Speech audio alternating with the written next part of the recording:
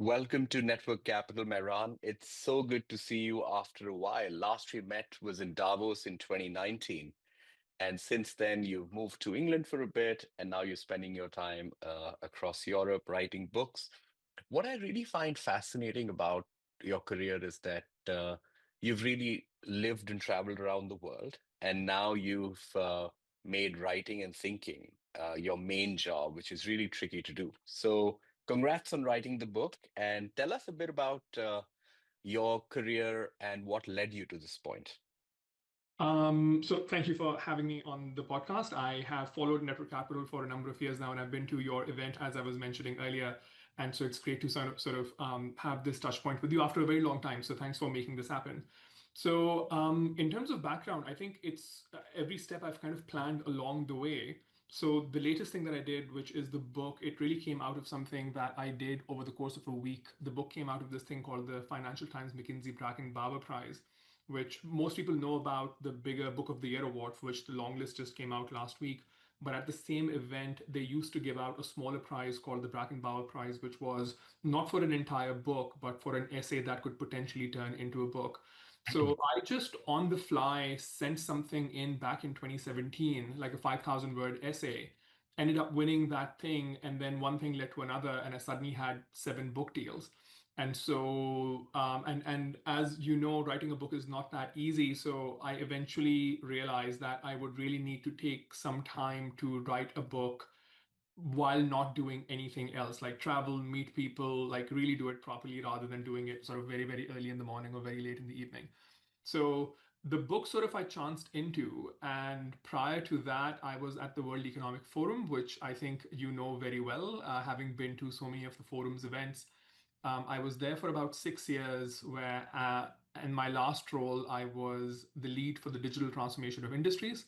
And then I was also a global leadership fellow at the WEF as well, which is, I think, something that you are very familiar with as well, having many friends who are GLFs, Hmm. which is a 3-year program where you do management and leadership development courses at some of the leading business schools around the world. So did that for 3 years as well. And before that, I was at the UN for about 3 years, also doing entrepreneurship and high tech work. And then before that, I was in India as a Fox Fellow at the Jawaharlal Nehru University, where I was researching the determinants of treaty compliance between states. And now this is me going all the way back to sort of 18 years back. Prior to that, I was at Yale, where I was a Fulbright scholar and then a teaching fellow as well. And then I did my undergrad in Pakistan at the Lahore University of Management Sciences. And that already takes me something like 20, 22 years back. So this is making me realize how many years have passed. So And uh, how many years you've spent thinking and researching and discovering what you wanted to do. On Network Capital, we all often find young professionals struggling to know where to take their careers. mhm. And one advice that keeps recurring is that one has to figure it out by micro experiments, do and then take feedback, look at data, move forward.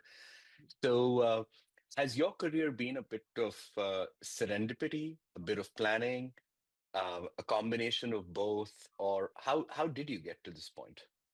My best quote about planning is no plan survives contact with reality. And Hmm. the most common experience that I have is thinking that I really, really want something and then getting it. And then on the first day being like, this does not feel like what I thought it would feel like. And then now let's Hmm. look for something else.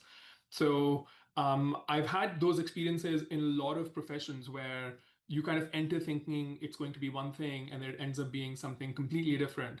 So for me, it's primarily been serendipity. Like even the book, I think was not like it was much harder than I thought it would be, but at the same time, like very rewarding as well.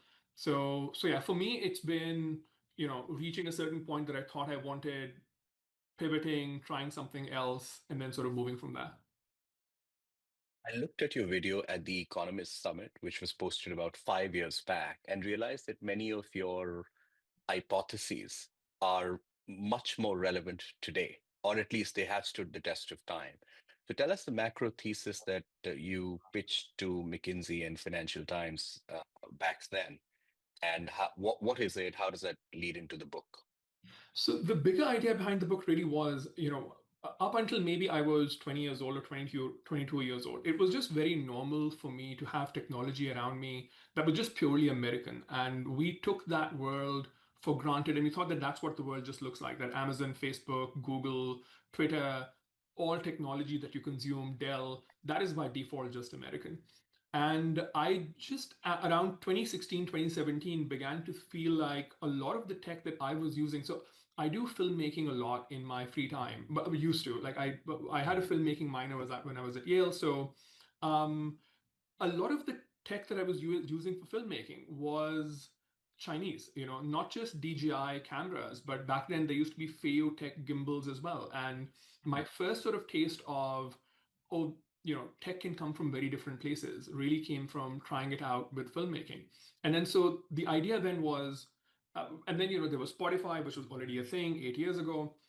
So the idea was to explore whether these are just marginal things that are happening, or there's something bigger happening in the world where moving forward, you will have tech not just coming from the US or just from China, but from many different places around the world, like India, for instance, like Canada, like Latin America.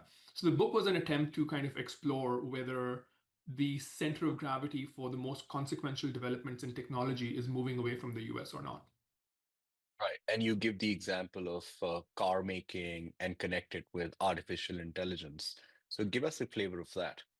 I mean, so with car making, for instance, I just wrote an article about this yesterday. I think in the US, especially, people can develop blind spots about how advanced the rest of the world and specifically China is in certain technologies just because as a competitive measure they've banned a lot of Chinese tech in the US. So just because you don't see a lot of Chinese tech in the US means that people don't realize just how competitive it has become. You will rarely see a Chinese EV on American streets. Names like Zeekr, for instance, or Li, these would be unknown in the US market. And yet, 7 out of 10 of all EVs sold in the world are Chinese, which is a remarkable figure given the fact that the US is off limits to them. The biggest market in the world is off limits to them, the richest market as a place to sort of do business. So, and it's not just most of the EVs, it's also some of the highest end EVs as well. I was just in Central Asia last week, and anytime I booked a premium car on a ride hailing app, which over there, by the way, isn't Uber, it's a local app called Yandex, invariably the car that would show up would be a Chinese car, not a Tesla, not a GM. So in relation and also this is happening with Huawei as well. Huawei is obviously banned in the US, but I don't know if you've seen they have a new trifold cell phone where US phones, smartphones are still single screen. Samsung has some double screen phones. Huawei Mm. is the only company that has a trifold phone. Similarly for laptops as well, they have dual screen laptops now. So a lot of tech that has no analog in the US market is available in China, but the US is kind of blind to it just because they've banned their entry into the American market. So these were some of the things that I was trying to explore in the course of the book. Yeah, and the mega point is that the epicenter of innovation was always the US for most people in most parts of the world. That is changing, that is undernoticed. So, what are some of the regions that have become competitive, either obviously or ignored, but getting there? How do you think of the world? So I'll lay out what I thought my thesis would have been when I first started writing the book. Anytime you go out and write a book called The New Geography of Innovation, you're kind of already biased to say that it's shifting from the US to other places, and going forward, you'll see 8 or 9 or 10 other countries that are really, almost as relevant as the US, if not as relevant as the US. So that's what I wanted to say at the end of the book. But what I found was really it is the US and China, and people tend to underestimate China quite a lot. And my disappointment was that the rest of the world is not really showing up to the tech race in the way that you would have expected. Like if you simply look at foundation models, for instance, foundation models is one of the headline battles in tech right now. Just about the only two countries that you will see showing up are the US and China, and then maybe Mistral in France. France will be there as well. But other than that, nothing really from Canada, nothing from Latin America, nothing from Africa, nothing from other parts of Asia. And that was something that I wasn't expecting. I was really hoping that at the end of the book, I would say here's the 10 countries that are making the future.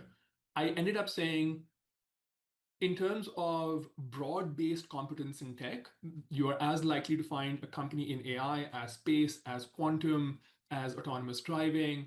Those are really two places, and that's the US and China. And in other places, you have specific areas of competence. Like Canada, for instance, is huge in AI research. The reason why we went from not hearing about AI at all to hearing about it all the time has a lot to do with just three researchers in China who made in Canada who made some fundamental breakthroughs in neural networks. Similarly, in India right now, the space industry is doing really well with Mm. but the and it's not just the low cost space industry with companies like um, OS Embedd's Pixel, for instance, Dhruva Space, for example, Skyroot. So in space, India is doing really well. But again, it's not something that then spills over into other areas as well. In AI, for instance, you're not seeing that much from India. In AI, you're not seeing that many great companies coming from Canada, even though there's some great AI research in Canada. So, if you look at the Nordics, for instance, you're seeing some companies in AI like Lovable, which is a big vibe coding company, but nothing close to a broad-based competence across different technological domains. And I didn't really see any evidence that's really going to change in the shorter term, the next 3 to 5 years. So, what was your research method applied in the book? How did you study this topic? Did you go in with a hypothesis, which I think you did? How did you validate it? Who all did you speak with? So I went in with an idea that this is what I wanted to say, and my main realization was that you should start with a question and not with a thesis that you want to prove. Mm. And if there's one learning for myself, like you shouldn't bias yourself at the beginning. Like when you're starting to write a book, that's really when you know very little about the subject and you're heading off in a certain direction. So you ought to have a sense of direction. You ought to have a few questions that you're asking yourself, but don't bias yourself on day one by saying, this is what I want to say. So that was the learning for myself. In terms of the method, that was really talking to as many people as I could. I now lean very heavily in favor of going to top authorities and speaking to them because, if you look at numbers or if you look at anything like, market capitalization, numbers around, venture money raised or exits, those could so easily be headed in one direction, one year and in a very different direction in another year. I remember in just 3 years ago, there was a new unicorn minted in India every week, which was a phenomenal figure. And then the very next year, it came down to something like six in the entire year. So, had you been writing about India in sort of 2021, it would be a really amazing story. Had you been writing about it in 2022, it would be a really disappointing story. But on the other hand, if you go and talk to people who've been in the ecosystem 20 years, 25 years, 30 years, they just have a very good sense of what's going on that goes beyond the numbers. And they'd be able to tell you what direction things are going in just based on their gut sense. So for me, it was all about having interviews with people like John Hennessy, for instance, who's the chairman of Alphabet, with whom my conversation was mostly about, how does he see, where does he see the valley going? There have been so many predictions about the decline of Silicon Valley that was the big question that I tried to address in the book. So my conversation with him was all about that. And the book was eventually informed by over 200 interviews. And these would be people like Geoffrey Hinton in Canada, Nobel Prize winner, Turing Award winner. It was his paper with Ilya Sutskever, who later on founded Mm. OpenAI, OpenAI, yeah. that really laid the foundation for neural networks and the boom in AI that we see today. Also interviewed um, his collaborator Joshua Bengio, who is the most cited computer scientist in the world, is now at University of Montreal. Richard Sutton at the University of Alberta just won the Turing Award this year. His work is around reinforcement learning. So even though the world right now is all focused on deep learning via neural networks, Sutton is already saying that's an outdated way to do AI, and the future is all about reinforcement learning, something that DeepMind believes in very strongly. So, I mean, I could go on, and this conversation can just be about me naming the 200 people. But if you look at the book, it's just very heavily informed by interviews, and you come across one person after another in those pages. And that was the approach that I eventually thought would be the best one for a book like this one.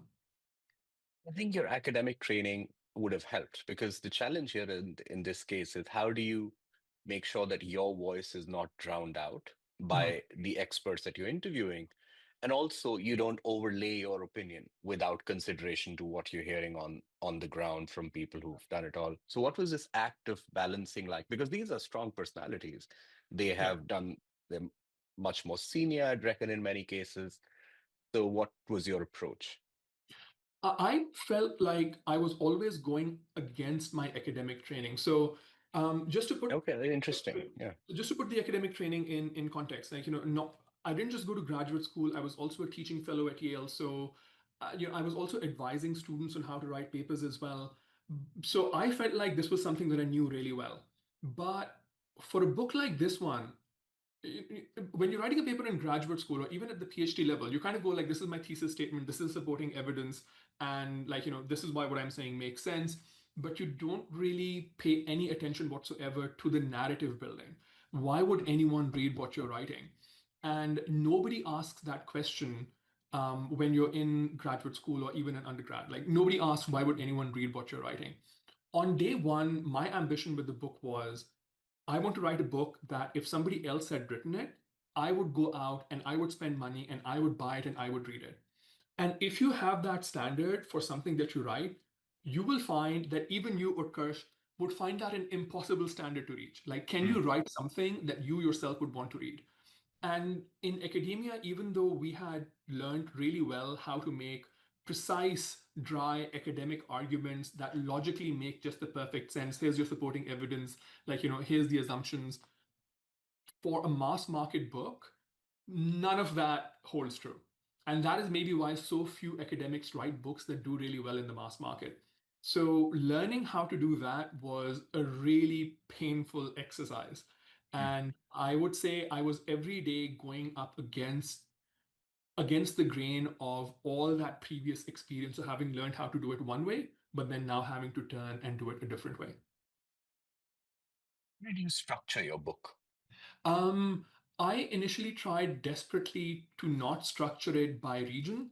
And the idea, I was like, I will do it any way other than countries.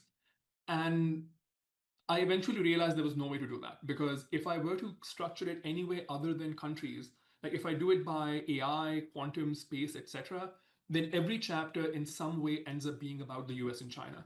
And I would, because in every all of these sectors, kind of the US and China dominate, and then the others are also there.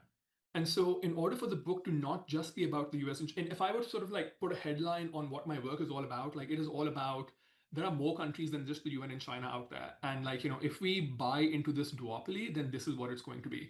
Because at some point in time, our collective beliefs turn into self-fulfilling prophecies. So the whole idea was how do we take the spotlight away from the US and China? So after 2 years of playing around with the material, I eventually ended up organizing it very simply as country one, country two, country three, country four. So each chapter is a deep dive into a specific country and what's happening in tech over there. Yeah, because I was thinking with the country specific structure, different countries also have different income segments. And I was wondering whether there are pockets of excellence which are very similar across countries. But it seems like even those pockets of excellence don't have the ecosystem which some countries have and others don't, which is why they either rise to the top or stay in the middle or remain at the bottom. So Yeah. that would be perhaps another way to look at it. Yeah.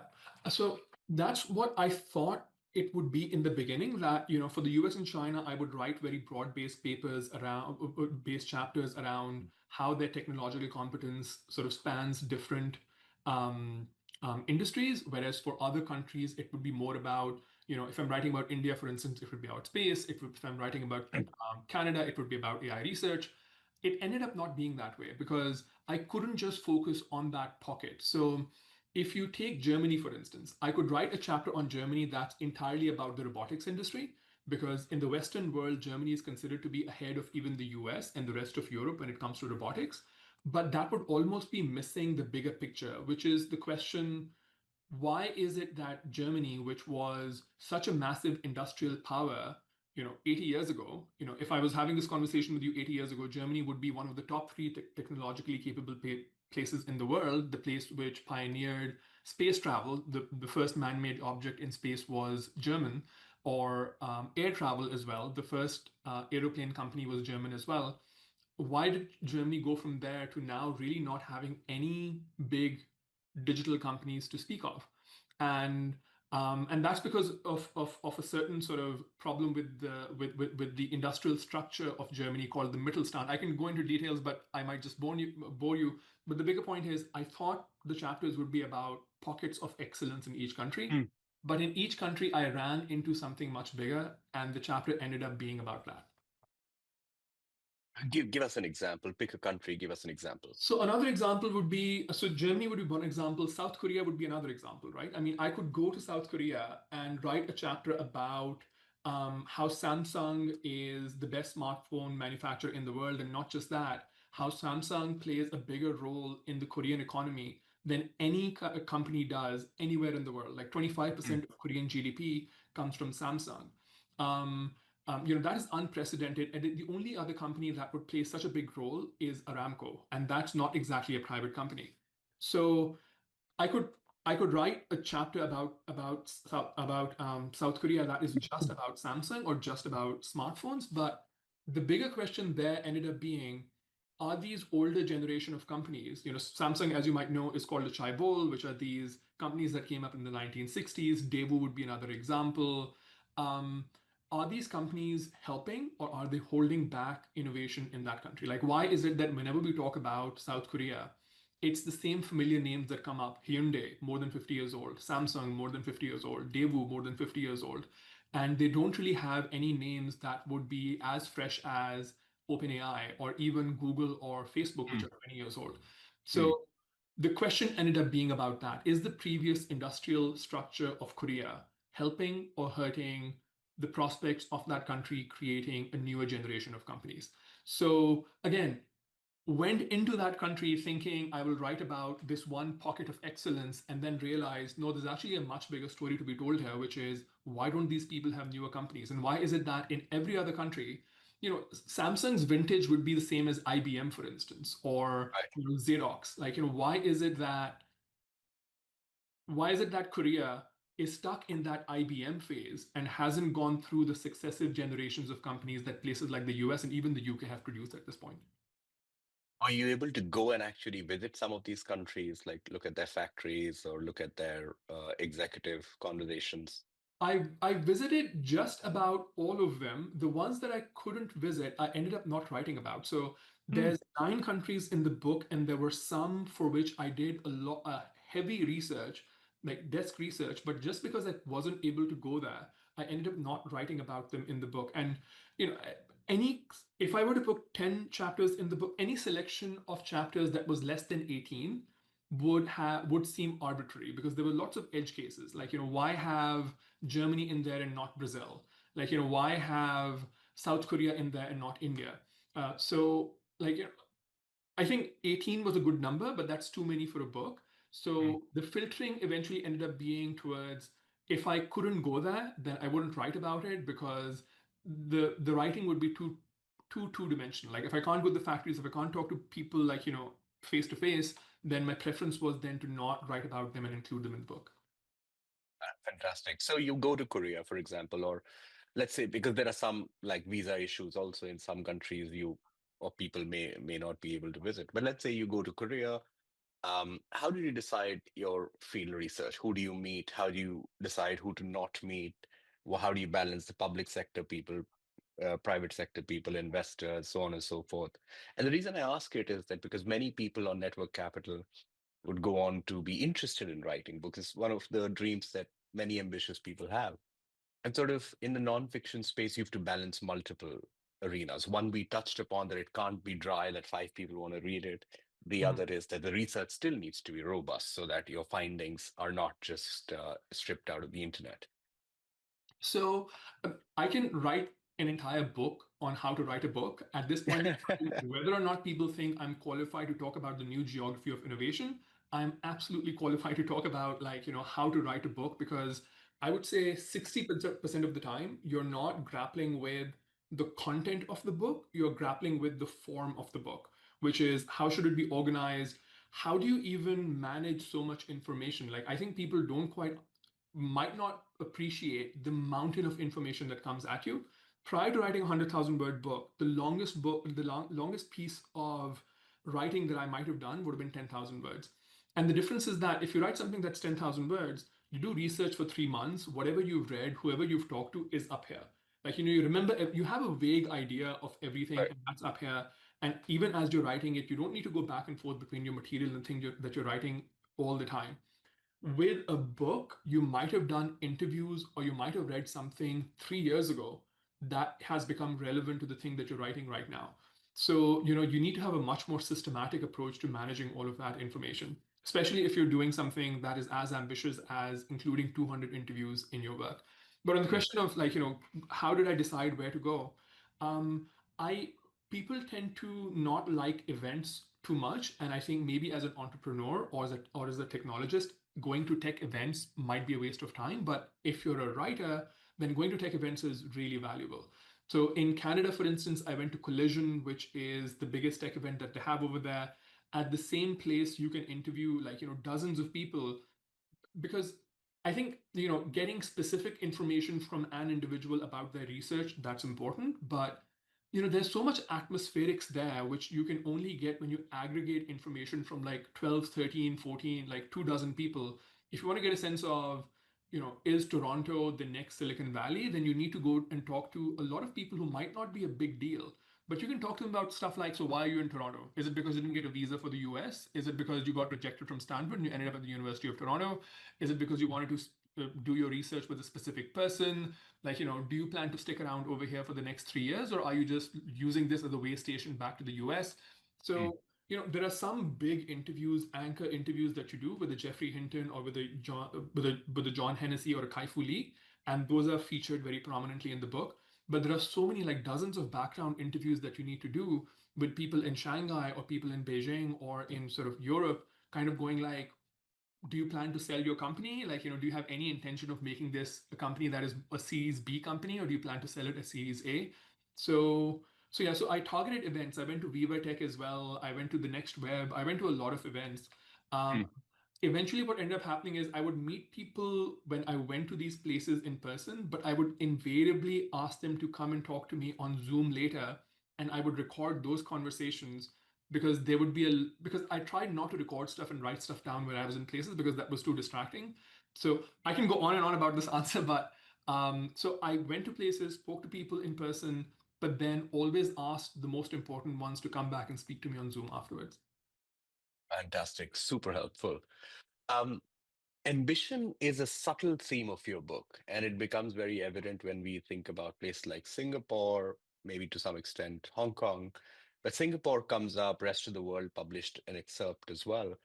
Um, w- what's the conundrum there? You talked about visa issues, people perhaps choosing one geography over the other for logistical reasons, not because their dream was there. But did you see a shift in dreams of young people or people in the 30s or 40s in these countries that you study? I think for Singapore, that might be true for Chinese talent. And it's just, if I went through the education system in the US or in other places, I think I was surrounded more by people like yourself or more by, like, Americans, but not necessarily too many Chinese people. And my sense with Singapore was that in that ecosystem, it's not really somebody from the US or even India or, like, from Europe who are going to Singapore to start their companies. There are some really interesting companies there, like the C Group, for instance, which I talk about in the book, but that's Chinese talent that's moving to Singapore and then starting their Mm, companies there. So ambition is absolutely the story there, but not ambition that I personally was able to relate to, because if I was in graduate school, I don't think I was looking to the left and looking to the right and seeing the same people who are now huge in Singapore. mm, So, but the bigger question in Singapore, the bigger question in Singapore really was, if you look at other stories of breakout national success in Asia, whether that is China or that is Korea or that is India, you see a lot of tech companies. Like in the previous mm. generation of tech companies, you see Tencent, you see Huawei, you see Samsung, you see Wipro, Infosys. Um, Singapore, that is not the story. Like, you would be hard pressed to name even one tech company that came from Singapore. I'll give you one, Creative Technologies, the one Mm. that used to make speakers. Other than that, there are no great Singaporean tech companies. And that is a pretty big sort of failing. And it's not just that they don't have tech companies, even its private sector produces very little in the form of patent filings, which is a very simple measure of how innovative your private sector tends to be. Mm. So Singapore is interesting primarily because of GovTech, which is their government technology agency. I include an interview with Hong Hee Lee in the book. He is the um, grandson of Lee Kuan Yew, and he is working for the government in Singapore, working at GovTech. So that already gives you a sense of the level of talent that not just the public sector, but this one specific agency within the public sector is able to attract in Singapore. So for me, Singapore was not interesting in terms of they have the next Tencent, or there are really ambitious entrepreneurs from abroad going there trying to sort of build their entrepreneurial dreams, but more they've managed to innovate in a very different domain, and that is government. Right. And if you look at your background at the forum, your personal background, like getting access to some of these people might have been slightly easier, but still it's a huge challenge. How did you structure them? How did you perhaps potentially leverage your background to get a foot in the door? I got better access than I would have at any of my previous employers. I think at the forum, Including the forum. Okay. yes, no, absolutely, including the forum. Because at the forum, the engagement that the organization has with people. So first of all, it's primarily with high net worth individuals, and even over there, it's mostly sort of events and stuff like that. Like it's not really it's not an engagement on a super intellectual level where it's more networking, they'll be on a panel and stuff like that. It's not going and spending a day with them and trying to figure out like how do they live their lives, or what does their company look like, or what do they grapple with when they do their research. So, and also the level of person involved, I would say, was significantly. I mean, the forum has Davos, but other than Davos, the other events, the level of engagement would be much higher over here. And that was just persistence. Like it was getting really creative, not taking no for an Over answer. here, meaning like in your journey of just writing the book for the past Yeah, few years, yeah, right? yeah. So, and that would be stuff like, I mean, so one thing that I sort of learned eventually was if I am trying to speak to somebody who has a $10 billion company or a $20 billion company, and there are quite a few individuals in the book who are like that, sending them an email doesn't quite work. That you can send 10 emails and that won't work. But try and find who the early investors were, angel investors, Series A investors. And those people often feel like, they saw something in this person when nobody else did, and they wrote that first check. And they somehow got written out of that story later on, or even if they're still involved, like it's on a much smaller level. But these people are much more accessible than the headline figures. And if you can speak to the angel investors, build a relationship over there, they have access. Like, if somebody wrote the first check for, Supercell or for Spotify, like, their CEOs are not going to say no to the person who did that, even 20 years later or 15 years later. Mm. So I felt like, there were creative ways around that. In China, getting people to talk was really hard, where in China, there's a very fundamental issue where people's email addresses are not really with the domains for their company website. So, like, Okay. you could be the managing partner for Sinovation, but your email will not be kaifu@sinovation.com. So it's just a very different environment, and you have to go there, you have to spend time there, you have to be like, oh, people interact on WeChat in this way. Nobody would reach out to you on WhatsApp. You would think that that's a very invasive thing to do. But on WeChat, that's the normal thing. That's like sending somebody an email in China. So it was trial and error and just persistence that sort of got Mm. me there at the end of the day. But this is an expensive process and a time-consuming process. So tell me about the decision to leave World Economic Forum. You had spent six years there. I think it pays well. It's a prestigious organization. So like good, like maybe 30s job, like when you were in your 30s or early 30s, I don't know. But leaving a job like that isn't easy. How did you decide to leave? And how have you sort of managed to finance the research for the book? It's an expensive one. So, I mean, leaving the forum was not a hard decision. for a number of reasons, partly to do with, I'm sure you've seen the forum in headlines these days and sort of a lot that's going on over there right now. And those are sort of issues that I was obviously already familiar with. So I would say the forum has a very high attrition rate, and especially within the GLFs, a very high number of people leave. And in fact, like if you work there, leaving is seen favorably. Like the best talent that they have, like leaves. So I wanted to leave the forum for quite some time, and I felt lucky that I was able to get a book deal that was the bridge for me to leave the organization. So for the forum, I wouldn't say that I thought twice before leaving. And a book is sort of entrepreneurial, so I don't see myself as somebody who would build a company. So this was just the kind of thing where it's like it's independent, but it's also intellectual. It's you can do it by yourself, but it also involves going out and talking to a lot of people. So it seemed like the right opportunity for me to sort of like move on with. The thing with the finances is a very astute point on your end. Part of it was the book deals that I signed. So it was a total of around $200,000, the total that I signed for the book deals. But it And ended these up are six separate publishers, right? Six to seven seven. separate publishers, yeah. Yeah. So that's also something that so my agent advised me rightly that instead of signing with one publisher with a global deal, I should sign with different publishers in different countries, primarily because they have better networks in their home countries than, somebody sitting in London would for China, for instance, or somebody sitting in the US would for Korea. So instead of having, one HarperCollins that distributes a book around the world, like try and have different publishers for different places. And I do think that was the right approach to take. So yeah, so I had seven different publishers. Right. So you were saying around 200,000 Yeah. uh, is what you had to like do the research of the book in the last 5 years, right? No, so I ended up spending a lot of my own money on the book as well. Like I will not put a number to that, but it was Yeah. multiples of the book deal that I signed. And on that, I think, as with any project, it ended up being above budget and beyond the deadline that I had for myself in my mind. So What was the deadline? When did you end up? I thought I would finish it by 2021. And to be honest, I did not even properly start writing the book till 2022. And while I was going through this process, I thought that I was unusual. But now that I talk to people, everyone has the same story where they go like, yeah, I thought that I would write the book in a year and it ended up taking 5 years.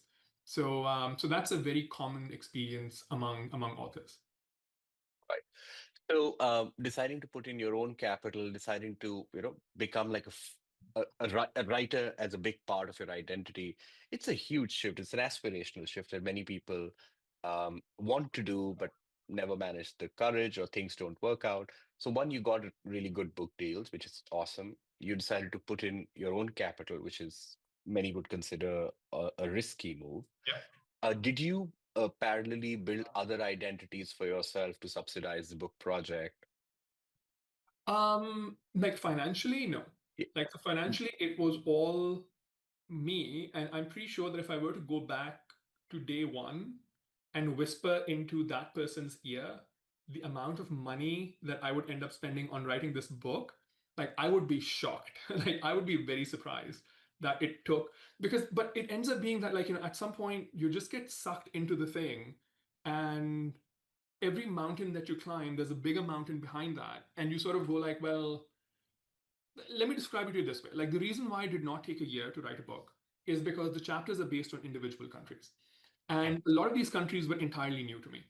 And if I were to tell you, Utkarsh, go and write something about South Korea, the tech industry, and write about it in a way that even if somebody who spent 20 years in the tech industry in Korea were to read your book, even they would say they learned something new and they learned how to view Korea through a new lens. How long would it Right. take you to do that? If you said a month, like I'd be like, you're lying. If you said 2 months, I'd say you're lying. 3 months, no. It would, at a minimum, take something like 5 to 6 months for you to really understand what's happening in a country, because you can't just be like, oh, I understood Samsung. Like you have to understand the context in which these companies came up. You have to understand something about the past history. Like if I wrote something about India and I didn't even know who the past three prime ministers were, or I didn't even know about like, who the major parties are, or how politics interacts with industry, and how like, the outflux of Indian talent from IITs to the US, and then when some of them come back, like how that seeds the Indian or entrepreneurship ecosystem, or just the angel investments that are coming from the US. It takes a good 5 to 6 months for a person to understand that from zero. I massively underestimated how much time that would take. So, Mm. back of the envelope, simple calculation, if you're doing 10 countries, each country takes 5 to 6 months, then, six multiplied That's by 10, yeah, that's 5 years, right? that's 5 years straight. That's Yeah. 5 years, right? And that is assuming that on day one, you knew how to write a book.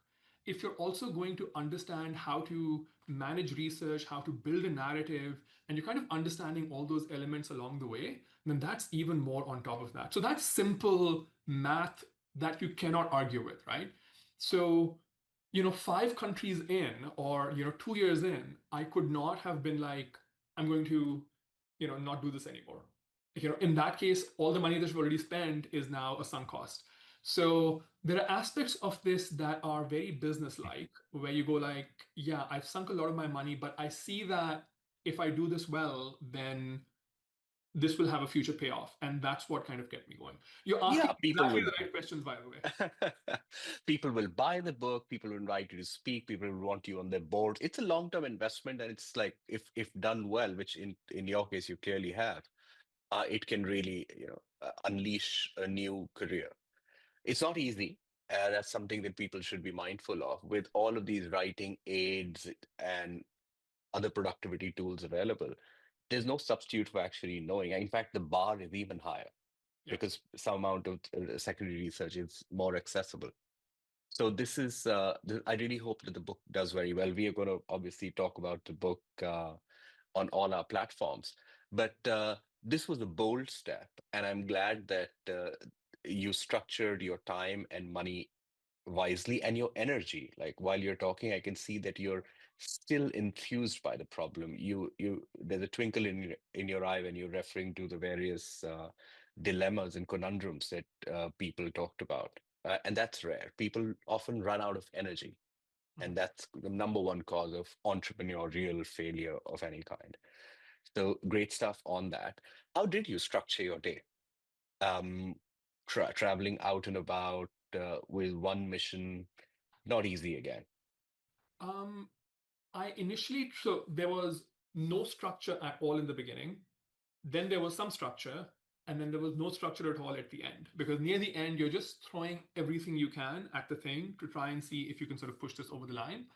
Um, like there was no structure because there was no, if you're traveling and if you're going to like Canada to do interviews, that it's not a very replicable thing. Like your 2 weeks in Canada are not going to look exactly the same as your 3 weeks in Silicon Valley. It's not going to look exactly the same as the time that you spend in Stockholm. So I c- you know I used to be a very big fan of saying, if you want to achieve something, try and figure out a way to turn it into a repeatable process, and just do the same thing over and over again every day until you Mm. get to the finish line. I could not figure out a way to turn this into a repeatable process, simply because there were so many things where I was trying to figure out how to do it as we went along. Like, not just in terms of how do I structure the entire book. Like, it could very easily have been shorter chapters. Like, instead of writing 10 chapters, each one about a country, I could write, instead of writing 10,000 word chapters about countries, write 2,500 word chapters about something that's much more focused. So instead of Mm. writing about India, like, just go and write something about the Indian space industry, right? Instead of writing about Canada, like, just go and write about something about Vector, which is a big AI research institute over there, and maybe have that fragmented approach. So since you're trying to figure that out, like, there can be no like, predefined process. Like, maybe for the next book it could be something, but I go like, yeah, like, now I know how to structure my days and weeks. But for the first one, it was just unending chaos. And yeah, but I don't know how anyone would do it otherwise. Right. So is there another book in the offing?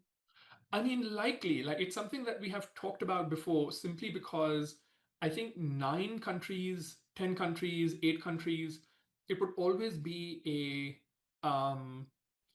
it would always be an incomplete picture, because there's always the question of why Canada, not why not Brazil, like why country X, why not New Zealand, why not Japan. There's also a question that I want to deal with, which is I'm talking about countries that were not innovative and suddenly became super innovative, but there's also something to be learned from countries that used to be super innovative and used to be super prominent in the tech industry, like Japan, for instance, which suddenly are not making any splash Mm. whatsoever. So why is that? And does Right. have any lessons for other places that are trying to build, like what not to do? Um, Mm. so the book to me feels incomplete just because there's a lot that I couldn't discuss there. But at the same time, I wonder to myself whether a book format is ideal for technology, just because it's such a fast moving industry that half the time that I spent writing this book was trying to figure out what do I write about that's not going to go stale in 3 or 5 years' time.